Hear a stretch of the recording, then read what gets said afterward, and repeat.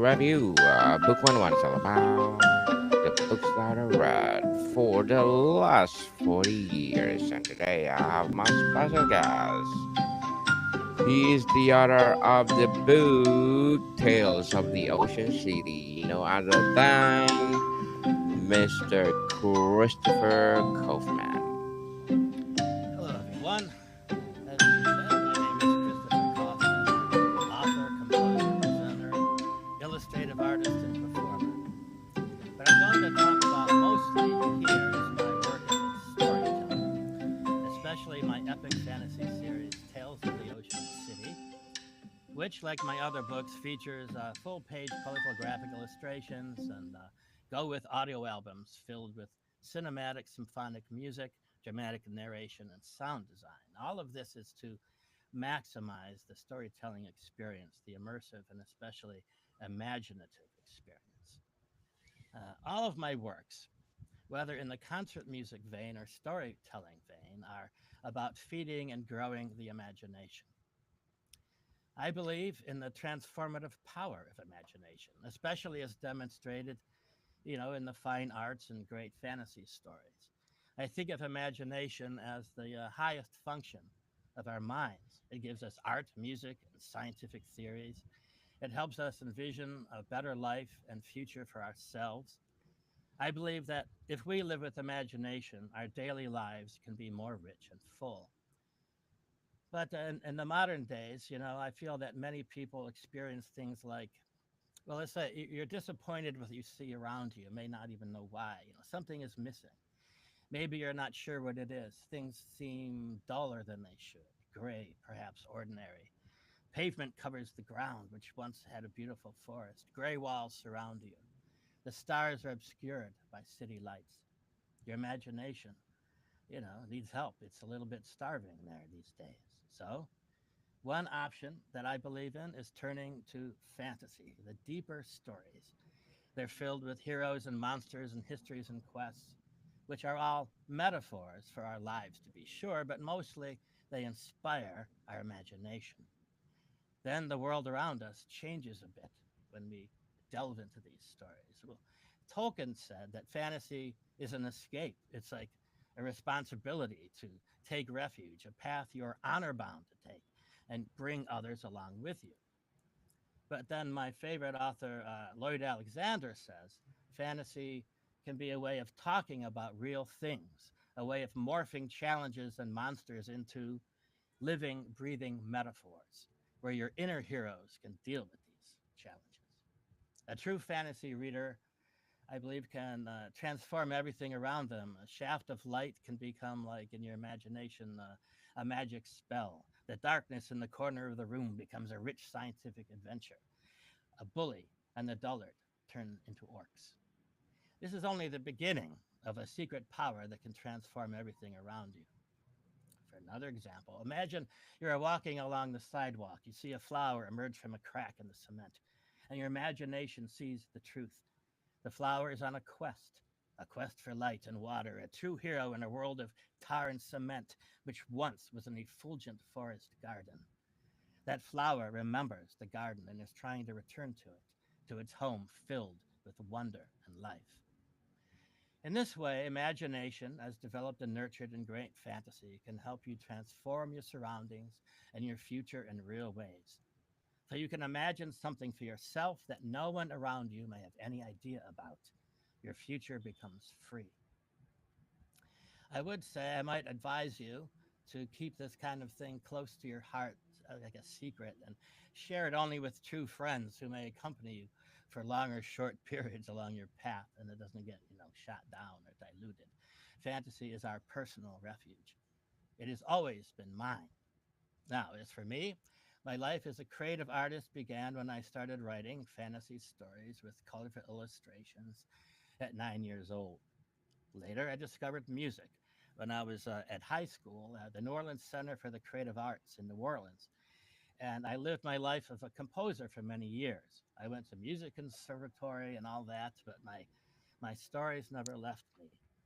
I have always been the type of person who needs, perhaps you are too, the an active imagination scenario to get to sleep.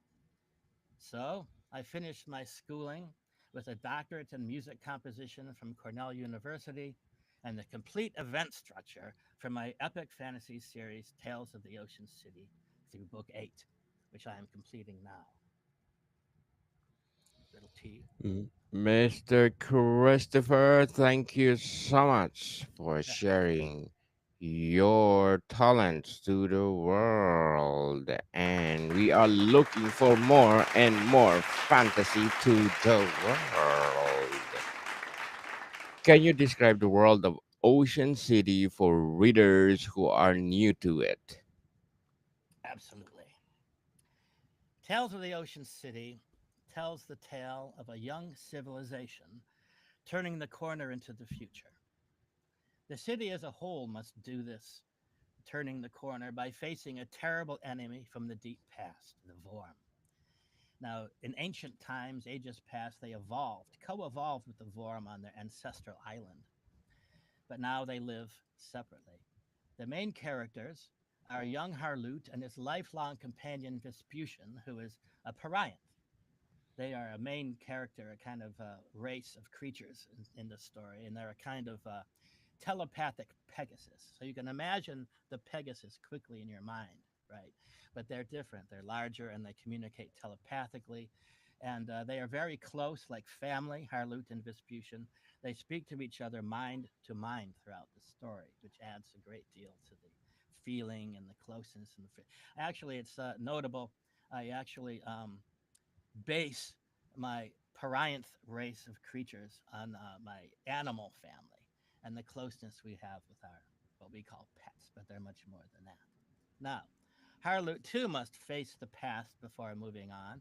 At the end of book 2, it's called Descent into the Abyss. He undergoes an initiation adventure where he descends into the volcanic mountain Plathanta.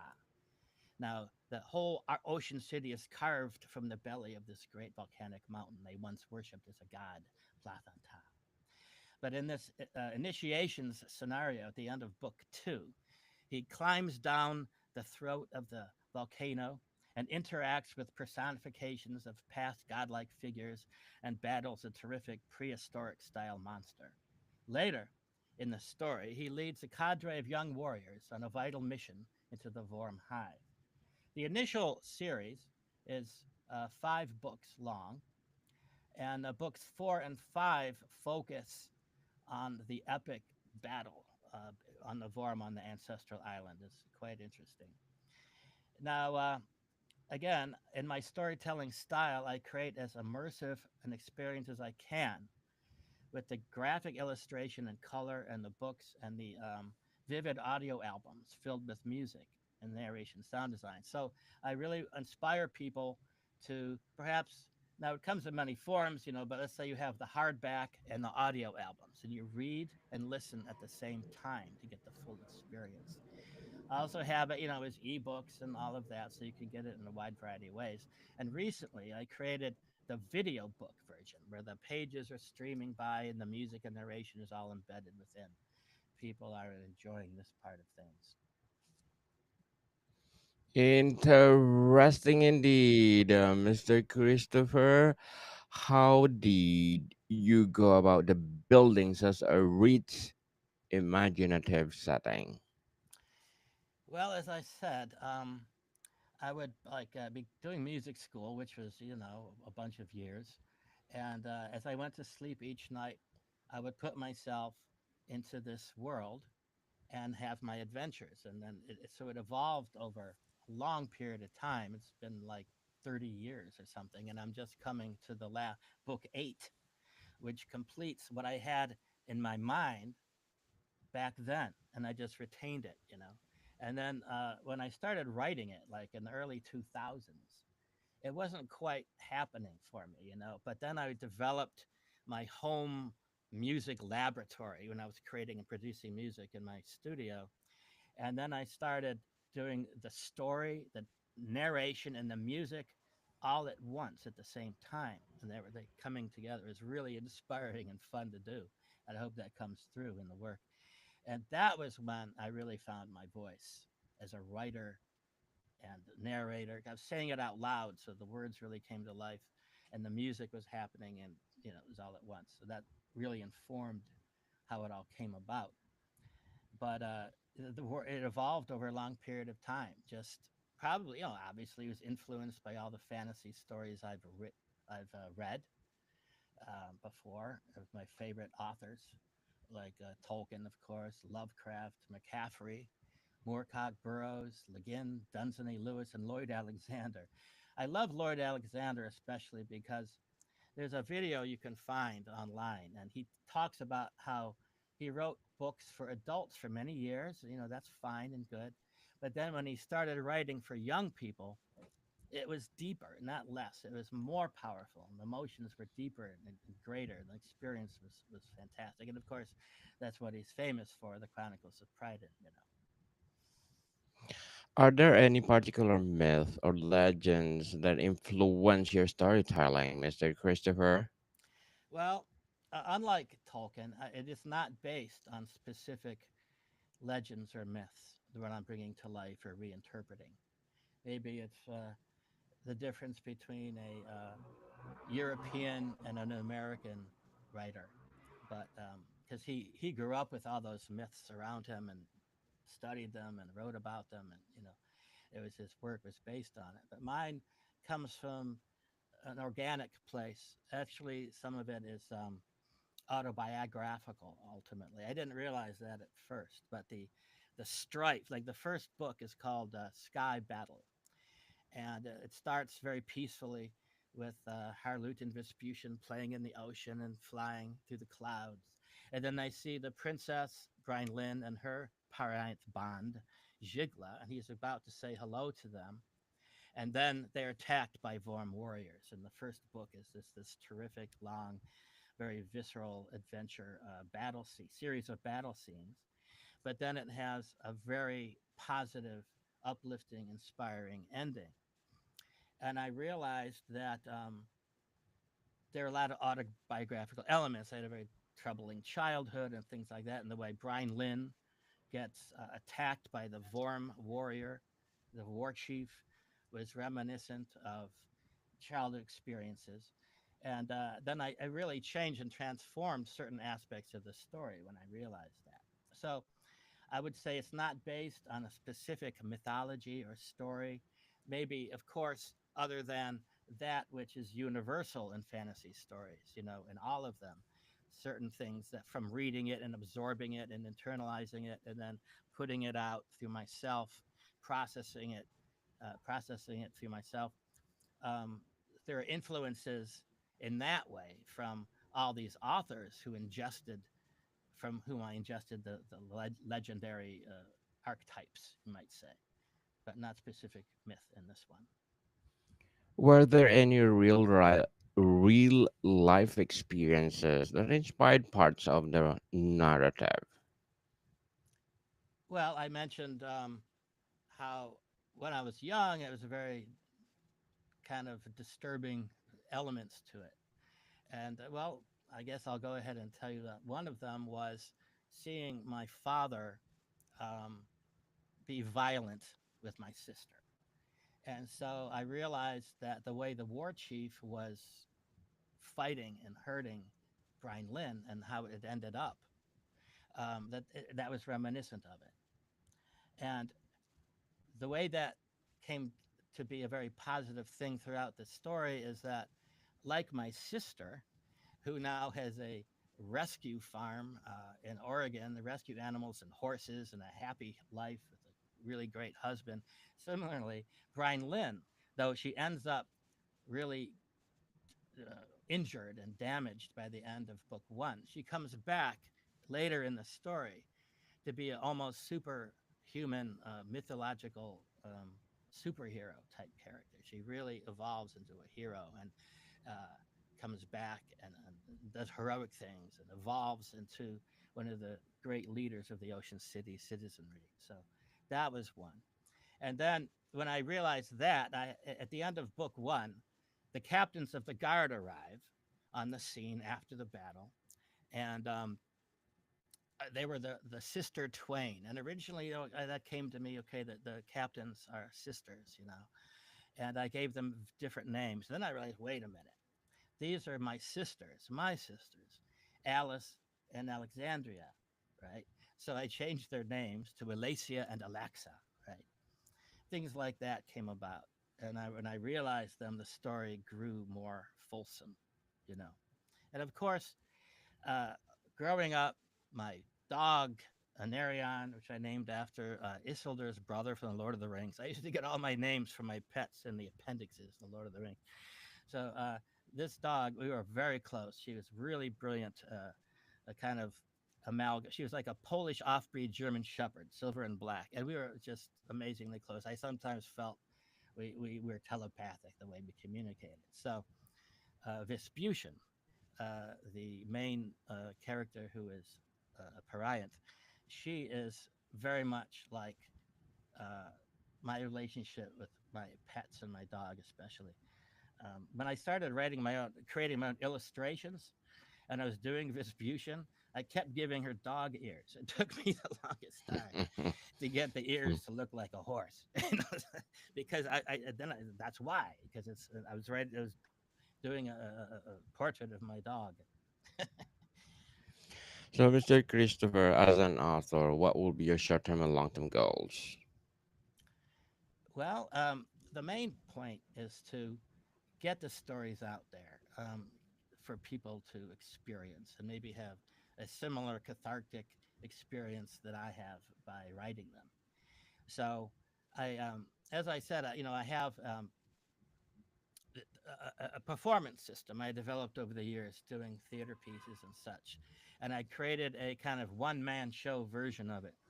So I have like an LED TV screen and a Bose PA and a mic so that I can perform my readings, my author's readings are like performances with the music, and it's into the narration is interactive with the music. It's really cool the way it works. So performing that and just telling my stories everywhere and any time I can all over the place. And then, people react as they will. Good luck to your goals, Thank you. Mr. Christopher, and looking for more and more novels like this to come. And what will be your advice for those people out there who want to write their own novel? Well, I would say it needs to come from inside you intrinsically, and you shouldn't have expectations beyond just really telling your story and letting it take its time. As I said, not everyone has 30 years to imagine the story before you start. You just write and write and write and rewrite and rewrite. And my favorite thing is sometimes I'm a little mystified when people talk about, oh, I wrote 30,000 words. And I said, well, I'm proud of the fact that I boiled it down, that I edited it way down so that one word can be like a sentence, so it's really clean. So edit like crazy, bring it down to the purest form and tell your story and stay out of your own way and don't worry about anything else. Evolve a good structure, a good event structure, a long term event structure from beginning to end. And then when you get to it, you can change things and it can grow and become more effulgent. Thank you for your advice, Mr. Christopher. And which scene was most difficult or rewarding for you to write? Hmm. Rewarding. Well, I loved, I guess I'll go with the rewarding one. And that's deep into book 5 when the battle is really intense. The Vorm are like all these random creatures, and they're fighting and they're battling, and it's really fun to write. But there's a time where there's among the Perianths, there's a king of them. His name is Jagafra, and he's really cool. He's a big silver maned, beautiful stallion, and he has great mental power, telepathic power. He can communicate to everyone all at once and all that kind of thing. And so, in the heat of battle, he unifies all of the people and the Parians. All the people are battling, so they're like one, and they could feel what each one was doing. And at that point, they were able to be well. You'll find out. Spoiler alert! Spoiler alert! That they're victorious. I'm Spoilers. sorry, because there's a follow-on series for they're alive for that. So Spoilers, people. So if you could visit Ocean City yourself, where would you go first? Well, I not to be what you know, I do visit it quite often. So in person, yeah. Well, there one of the characters is really cool. His name is Archimedes, and he's like a wizard scientist type character. Again, there's not a whole lot of emphasis on magic. I'm actually growing that part. But he's more of a scientist than a wizard. Anyway, he's a figure of that kind that harkens back to the archetypes of someone like Gandalf, for example, though he's quite different. Anyway, he has his home and there's a balustrade, like a big porch he has with dragon teeth stones around it.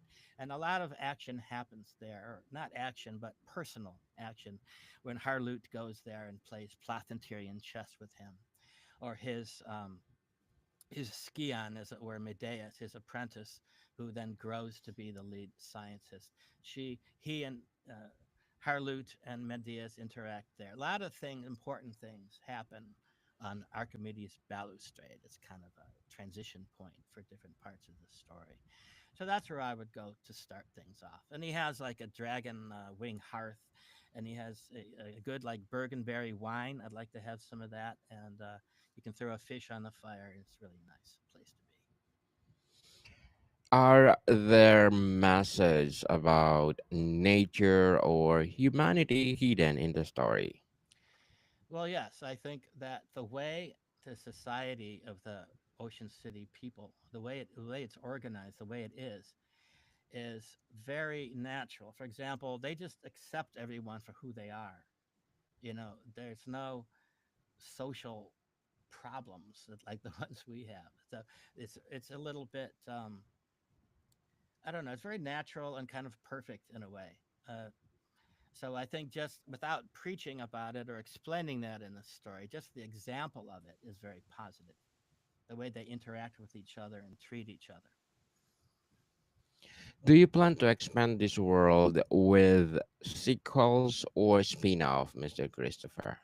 Thank you for asking because I mentioned it slightly, but yes. So the first series is 5 books long, The Vorm War, and then there's a new series. I have it's a trilogy, and I'm working on the third book. So the books 6, 7, and 8 are a separate new trilogy, a follow-on series, as it were, follows directly after the end of the last one, and it's called The Green World. And this is where they've turned the corner, and now they start exploring. And Medeas has created a suit that Harloot and Vespucian can wear, and then swim in the ocean and breathe. And they go and they explore, and they end up being snatched by jet currents, tidal currents, and they're thrown into the underworld of the planet, and they have a terrific adventure down there in the underworld where Harloot and they explore ancient civilizations and fight all kinds of wonderful monsters, all kinds of things like that. And then at the end of that book, they emerge to the sea cave where they had first been tossed into, and they're ready to go home, but they're captured by this green bubble and they fall asleep and wake up in space, traveling to another planet. In the following book, they have a terrific adventure on the planet Orchelia. And then in book 3, so what happens is it keeps evolving and becomes fantasy sci fi. And in the book I'm writing now, book 8, the third book of the Green World, um, they have to, well, I can't go into it all, but they have a wild adventure on a large scale to save the solar system from the Phytonians. Okay. And then after that, well, at the end of this book, they will learn of the Star Kingdom, which is far off from where they are. Their solar system is more peaceful, but then so the next series after this one will be when the citizens of the Ocean City develop their space technology and space travel and all these kind of things, and they will go and explore the Star Kingdom, which opens up a whole other line of story. And of course, there's prequels all over the place. Going back to the ancient story of the origination story and the war with beings called the Kragin, which happened 500 years before Harloot was alive. and then small short stories of experiences of different characters that happened within the story but aren't expanded upon. So short stories, prequels, and of course, I'll probably just continue developing it until, I can't think anymore. Interesting, Mr. Christopher, and looking forward Thank you. for the sequel or prequel of your book. Before we wrap up our discussion for today, I'm inviting you to please do listen to my other podcast, Of people, course. because my abstract essay is already in fifth season, abstract poetry in second season, book 101 review in fifth season as well, comedy 101 in second season. Food 101 is in fifth season 2. Geography 101 and Love Letters are in third season. And my baby podcast, Mental Health 101, Movie 101 Review, and Music 101 in its fourth season. And Science 101 and Sex 101 in its first season.